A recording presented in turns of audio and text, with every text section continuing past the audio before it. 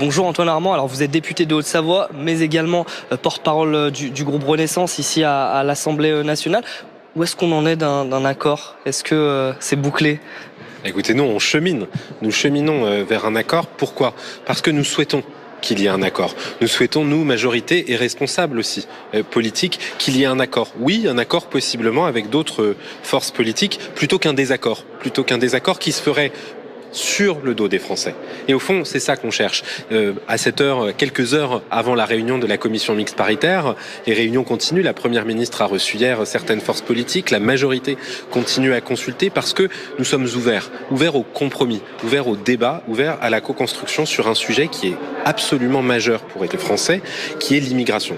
Et je le dis parce que j'entends depuis des jours, des semaines, des anathèmes, des attaques de part et d'autre d'opposition qui d'ailleurs n'ont fait aucune proposition pour la plupart. Le but, ce n'est pas de savoir si ce sera un texte pseudo-laxiste ou pseudo-sécuritaire. C'est de savoir concrètement comment il répondra à l'impératif de sécurité, de protection des Français et d'intégration.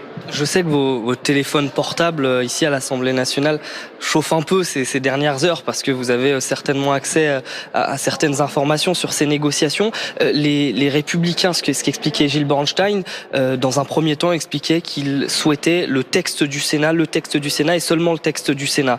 Est-ce qu'on chemine vers un accord avec ce texte du Sénat ou un texte avec une modification, une évolution?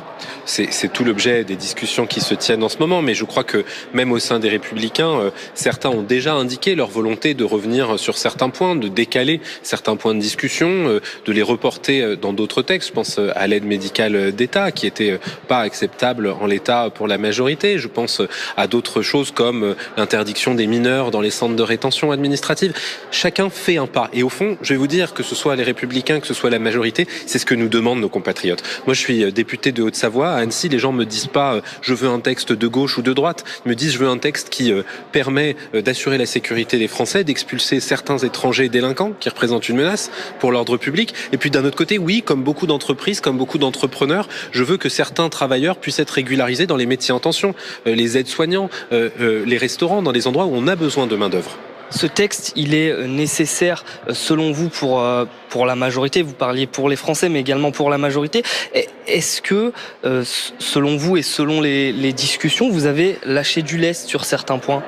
Mais je pense qu'on a en France un problème de culture démocratique parlementaire. Bien sûr, chacun lâche du lest, mais chacun fait des compromis. Mais c'est ce que nous demandent les Français au quotidien. Et je vais même vous dire davantage. Quand ils ont élu l'Assemblée nationale telle qu'elle est aujourd'hui, avec une majorité relative, avec une représentation des diverses forces politiques, qu'est-ce qu'ils nous ont dit les Français? Ils nous ont dit bosser ensemble. Eh ben, c'est ce qu'on fait aujourd'hui, c'est ce qu'on fera ce soir en commission mixte paritaire. Et j'espère que sur cette base-là, on arrivera à un accord au service des Français.